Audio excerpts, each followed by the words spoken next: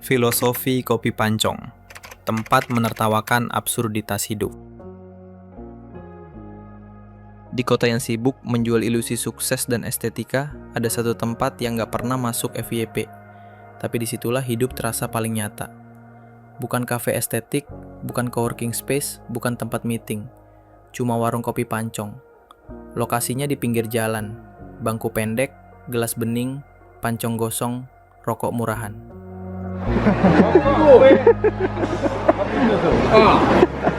Tempat yang gak minta apa-apa.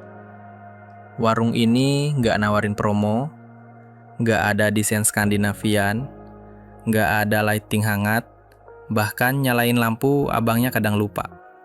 Tapi anehnya, sekali kesana kita pengen balik lagi, karena pancong itu satu dari sedikit tempat di dunia ini yang gak minta kita jadi siapa-siapa. Lo duduk ya duduk aja, lo diem ya diem aja.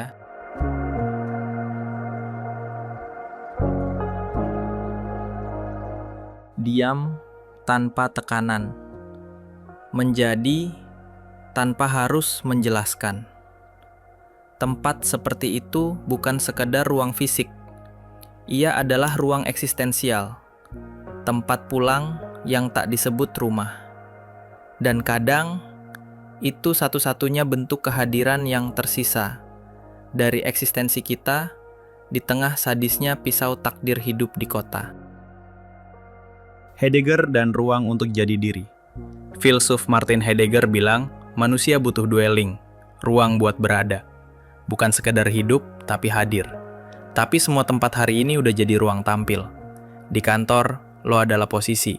Di IG, lo adalah estetika. Di rumah, lo kadang cuma pelengkap.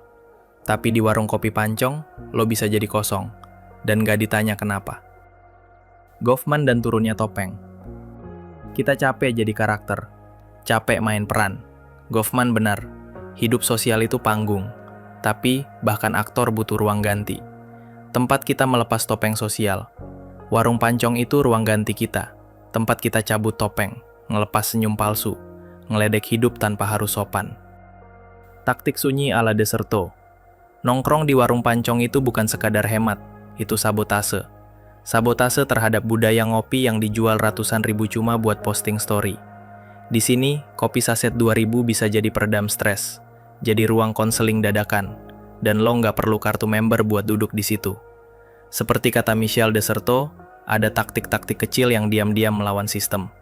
Si kecil warung pancong melawan raksasa kapitalisme dan globalisasi, seperti David versus Goliat.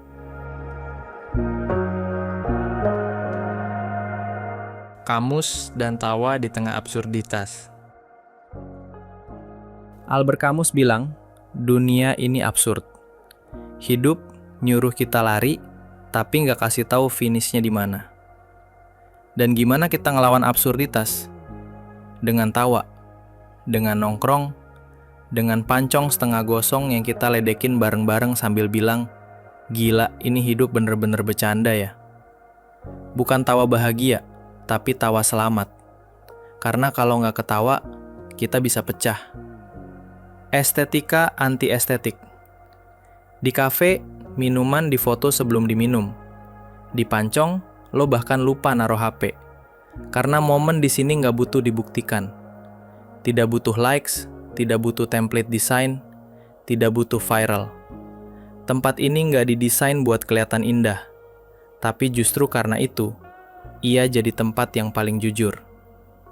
Jujur itu sekarang sudah jadi dinosaurus, hampir punah. Kadang, keindahan gak butuh lensa, cuma butuh rasa. Waktu yang tidak dikejar. Filsuf Henry Bergson bilang, waktu sejati itu bukan angka, tapi aliran. Yang kita rasakan bukan yang ada di jam dinding di pancong. 1 jam bisa terasa 5 menit. Atau 5 menit bisa kayak seminggu. Di kantor, waktu kayak ngetem, berhenti dadakan. Nunggu jam 5 kayak nunggu kiamat, gak datang-datang. Di warung ini, waktu cuma ada buat nemenin. Dan kita cuma perlu duduk, biar ditemani. Gak harus produktif, gak ada deadline. Rumah kosong yang paling ramai. Kita punya rumah, tapi sering pulang dalam diam. Kita punya kantor, tapi nggak pernah benar-benar diterima. Di warung ini, kita bisa ngomong, gue capek, dan nggak ada yang minta penjelasan panjang. Tempat ini nggak butuh solusi, nggak kasih narasi, dan itu lebih menyelamatkan daripada semua quote motivasi. Di Pancong, kita cuma butuh 3. Duduk, diam, hirup kopinya. Pancong itu satu-satunya tempat di kota ini yang nggak ngukur harga dirimu dari CV, fit, atau isi dompetmu. Cuma satu hal yang diminta, kehadiranmu apa adanya. Mereka cuma bilang, sini duduk, pancongnya baru mateng.